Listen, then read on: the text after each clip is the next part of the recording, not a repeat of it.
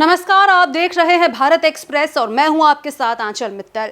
आज भारतीय वायुसेना के इतिहास में एक बेहद खास और भावुक दिन है। 26 सितंबर 2025 चंडीगढ़ एयरबेस पर एक भव्य फ्लाई पास्ट और विदाई समारोह के साथ MiG-21 लड़ाकू विमान ने आखिरी बार भारतीय आसमान को चीरते हुए उड़ान भरी और हमेशा के लिए सेवा से रिटायर हो गया। ये सिर्फ एक विमान की रिटायरमेंट नहीं है, बल्कि भारतीय सैन्य इतिहास के एक स्वर्णिम युग का समापन है।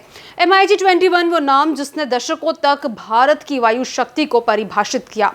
1963 में जब ये पहली बार भारतीय वायुसेना के बेड़े में शामिल हुआ, तब ये भारत का पहला सुपरसोनिक फाइटर जेट था।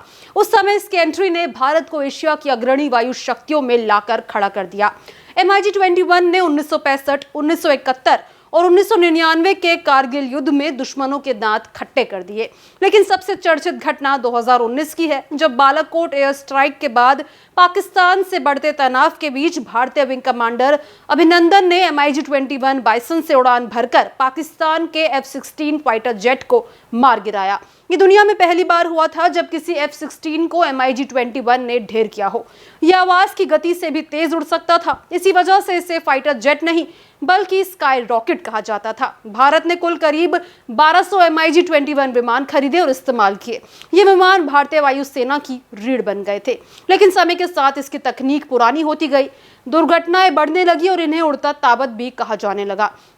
2025 तक सिर्फ 36 MiG-21 ही सेवा में बचे थे, जो अब पूरी तरह रिटायर कर दिए गए हैं। MiG-21 का उपयोग सिर्फ भारत ने नहीं किया, बल्कि दुनिया के 60 से ज्यादा देशों ने इसे अपने वायु बेड़े में शामिल किया। क्रोएशिया ने 2024 में MiG-21 को रिटायर किया, रोमानिया ने 2023 में इसे अलविदा कहा, तो वहीं वर्तमान में कुछ देश जैसे कि अंगोला, अजरबैजान, उत्तर कोरिया और मोजाम्बिक, इनके पास कुछ पुराने MiG-21 हैं, लेकिन उनकी ऑपरेशनल क्षमता सीमित है।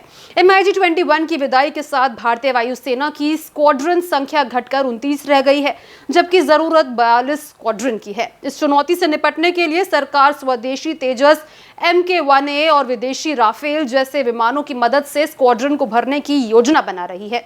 MiG-21 सिर्फ एक विमान नहीं था, ये भारत के आत्मबल, साहस और गौरव का प्रतीक था। अब जब ये आसमान को अंतिम बार चीरते हुए विदा ले रहा है, तो हर भारतीय की आंखें नम है और सीना गर्व से चौड़ा है। इस खास मौके पर अंतर्राष्ट्रीय स्पेस स्टेशन से लौटकर आए भारत के लाल शुभांशु शुक्ला भी मौजूद है। उन्होंने इस मौके पर MiF-21 के साथ जुड़ी अपनी पुरानी यादों को याद किया। शुभांशु शुक्ला ने कहा कि मेरे जीवन का बहुत बड़ा हिस्सा रहा है MiG-21। मैंने MiG-21 में काफी ज्यादा उड़ानें भरी है। मैं एक तरह से मानता हूं कि MiG-21 का कॉकपिट मेरा टीचर रहा है। मैं यहां आकर काफी खुश हूं। मुझे खुशी है कि मैं MiG-21 की आखिरी उड़ान देखूंगा। ये जेट मेरे जीवन का हिस्सा रहा है। अब MiG-21 भले ही अब सेवा में ना हो, लेकिन इसकी दहाड़, इसकी रफ्तार और इसके शौर्य की कहानियां हमेशा भारतीय आसमान में गूंजती रहेगी। तो इस वीडियो को लेकर आपकी क्या राय है, कमेंट बॉक्स में जरूर शेयर करें। इसी तरह की तमाम जानकारियों के लिए हमारे चैनल को जरूर सब्सक्राइब करें।